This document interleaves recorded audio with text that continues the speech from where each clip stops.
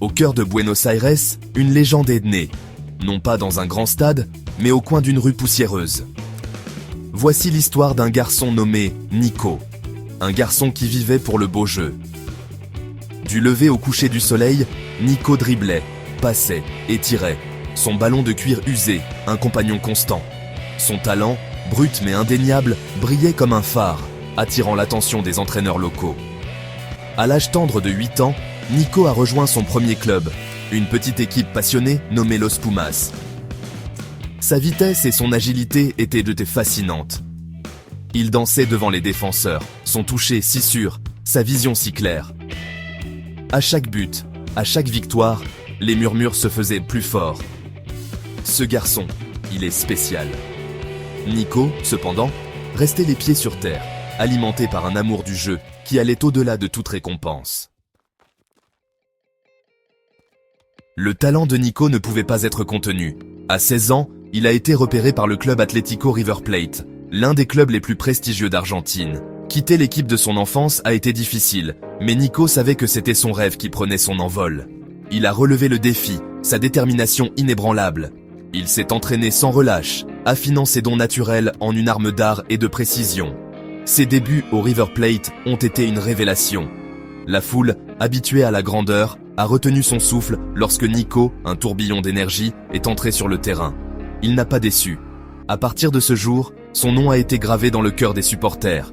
Il est devenu leur héros, menant l'équipe à la victoire avec un jeu de jambes éblouissant et une soif insatiable de but. L'étoile de Nico a continué de monter. Ses performances pour River Plate ont attiré l'attention des géants européens. Bientôt, il portait le maillot convoité du Real Madrid. La pression était immense, mais Nico s'y épanouissait. Il a mené le Real Madrid à la gloire, en Ligue des Champions, son nom scandé par les fans du monde entier. Il était au sommet du monde. Mais le football, comme la vie, est une maîtresse capricieuse. Une série de blessures a menacé de faire dérailler la carrière de Nico. La douleur était constante, les revers déchirants. Des doutes se sont glissés. Pourrait-il un jour retrouver sa gloire passée ? Les murmures ont recommencé, mais cette fois, ils étaient empreints d'inquiétude, d'incertitude. Nico, cependant, n'avait pas dit son dernier mot. Animé d'un esprit inébranlable, il s'est battu. Mois après mois, il s'est poussé à bout, déterminé à reprendre sa place sur le terrain. Son retour a été tout simplement triomphal. Il n'avait peut-être plus la même vitesse explosive, mais son toucher était toujours magique, sa vision toujours inégalée. Alors que sa carrière touchait à sa fin, Nico est retourné à son cher River Plate, un héros rentrant chez lui. Il a guidé une nouvelle génération de joueurs, sa passion intacte.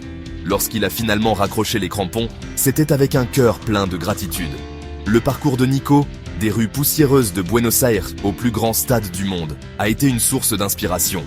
Il a prouvé qu'avec du talent, du dévouement et un amour indéfectible pour le beau jeu, tout est possible. Son héritage ?